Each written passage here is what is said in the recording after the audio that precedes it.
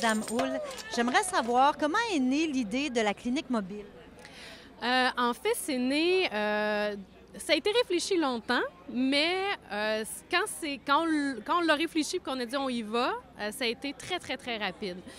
L'idée est venue d'abord par nos homologues européens, donc les Médecins du monde en France, en Belgique, en Grèce surtout, qui travaillent avec des cliniques mobiles.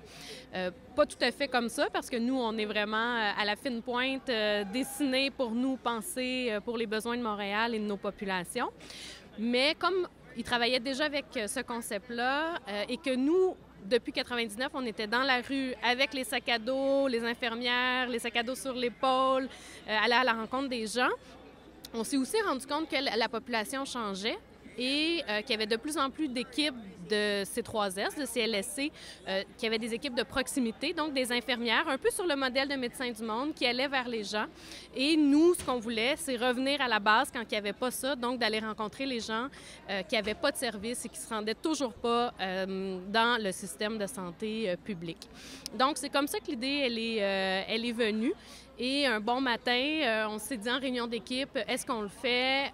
Oui, on le fait. Et puis, la première chose que moi j'ai fait, après qu'on a dit OK, et que le conseil d'administration était d'accord pour le projet, dans un certain cadre financier, la première chose que j'ai fait, c'est d'appeler Lucie Lauzon de Love Léger pour lui présenter le projet et voir si Love Léger pourrait être un partenaire pour la clinique mobile, comme ils sont avec nous depuis le début. Depuis 99, en fait, à Montréal. Pour moi, c'était logique de poursuivre ce partenariat-là avec Love Léger.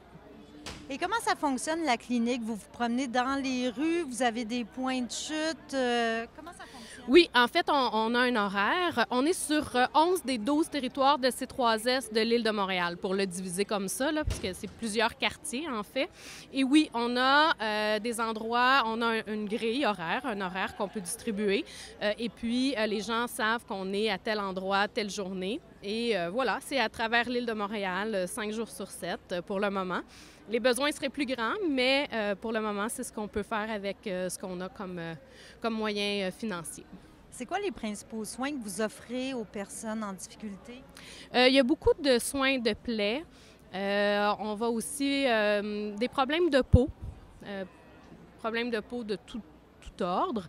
Et on va aussi, nous, on veut que les personnes aient une meilleure santé, qu'ils soient eux-mêmes au centre de leur santé, qu'ils soient prennent en charge finalement leur bien-être. Et ça passe beaucoup par le dépistage des infections transmissibles sexuellement et par le sang, parce que pour nous, c'est une façon aussi ensuite de réintégrer les personnes vers le réseau de la santé publique quand on a un résultat positif. Et quand c'est négatif, bien, c'est aussi intéressant parce qu'on peut renforcer l'idée que les gens prennent soin d'eux et qu'ils le font bien et qu'ils continuent à se protéger dans leur rapport sexuel ou dans la prise de drogue, par exemple, de ne pas partager le matériel ou ce genre de choses. Donc, l'idée, c'est vraiment ça, en fait. Médecins du monde, la clinique mobile, comme avant, c'est toujours de faire le pont entre les populations marginalisées et le système de santé.